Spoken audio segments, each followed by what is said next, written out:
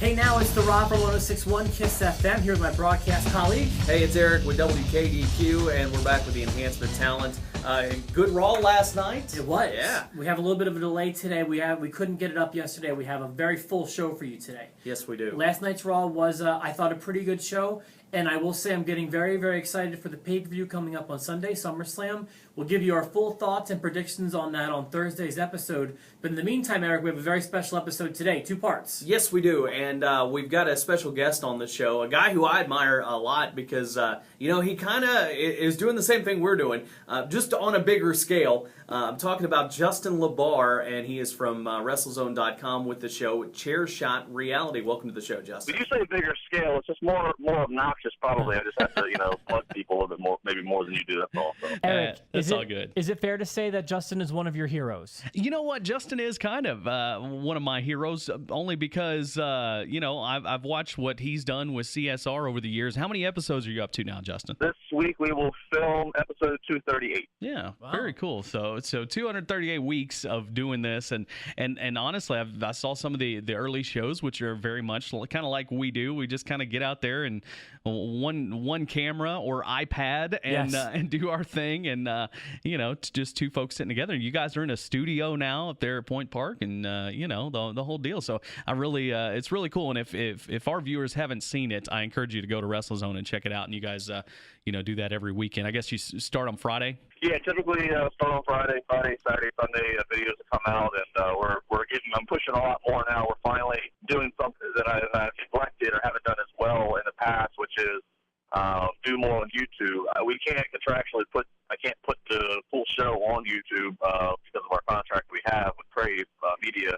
But I did find like a loophole, so to speak, where I could put like little minute clips, and of course we can always do extras and behind the scenes stuff, or even stuff that we're doing outside of CSR, whether it be me in an indie wrestling ring or NBC Sports. So I'm really trying to push harder to people subscribe to YouTube, because it's like there's an entire wrestling audience that lives on YouTube. When you think video on the web, YouTube's the first thing that comes to mind.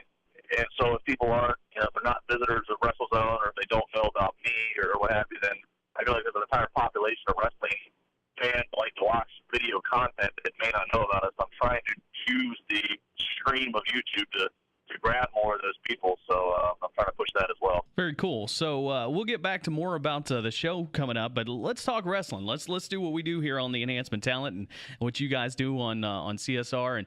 And first of all, you guys broke the news. That's the first place I saw it about this deal and the truth, so to speak, with the TNA Spike TV deal. And we haven't talked about that. We talked about the Spike deal, but you kind of broke some news that Spike actually wanted a piece of TNA, and that's kind of why this deal is ending, or at least appears to be. Yeah, one of the big things was Spike, okay, well, we can just solve all these problems potentially, or at least start to put ourselves in a better position and feeling better about having TNA.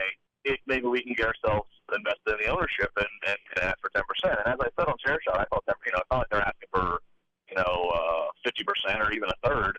They're asking for 10. And I talked about this a lot with a lot of wrestlers in the past couple of days, guys that have worked to TNA and WB, so they've been around, and we're all kind of on the same page of we've all heard whether it be Dixie or whether it be other people in management there who have complained that they weren't happy with the promotion, advertisement, or lack thereof from Spike TV, and so it's just like I just smack my forehead and go, well, what better way to get your distributor better distributing and promoting the way that you want than giving them a little taste of the ownership stake, making it, affect their pocket. So, that's where it kind of came. And then Dixie said, no, this should be no surprise because, Spike has, we saw with Bellator, and Spike does not, that they're not opposed or strangers to wanting to have ownership into the properties that they build around. And of course, I think it's been documented at least well enough. Jeff Jarrett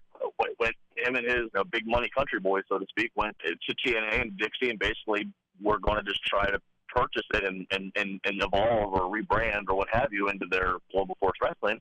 And Dixie said no to that. I think it's going to come down to the 11th hour, and TNA might just give in and just completely drop their bluff because Spike doesn't have to budge. And I know for a fact, I haven't reported this anywhere, so I guess it's the first time I'm saying this, but I can tell you for a fact, there are more than one other wrestling companies that have had conversations with Spike about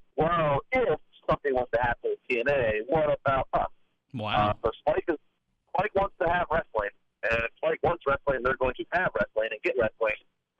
It's up to TNA to hold their spot. So you think it's going to come down to the 11th hour and TNA will renew with Spike, or will TNA wind up elsewhere? Will they wind up nowhere? What do you think is going to happen ultimately? I think if they come down to the 11th hour, then I mean TNA could just finally realize, oh crap, we're gonna, they might just give it, okay, you can have 10%, and then Spike could either say okay, or Spike could say no, or Spike could say wait, 10% was the offer 2 months ago. Right. Yeah. Now the offer is 25%.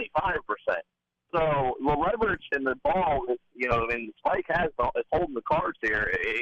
Every day that goes by, in my opinion, from what I understand, is the day that TNA is losing less and less grip on the situation. That is definitely one of the most interesting and talked about stories of the past few weeks, TNA's situation with Spike TV. Make sure you stick around for part 2. We've got a lot more questions for Justin, as well as his thoughts on Alberto Del Rio. I have some myself. Stay tuned. We'll tell you all about it.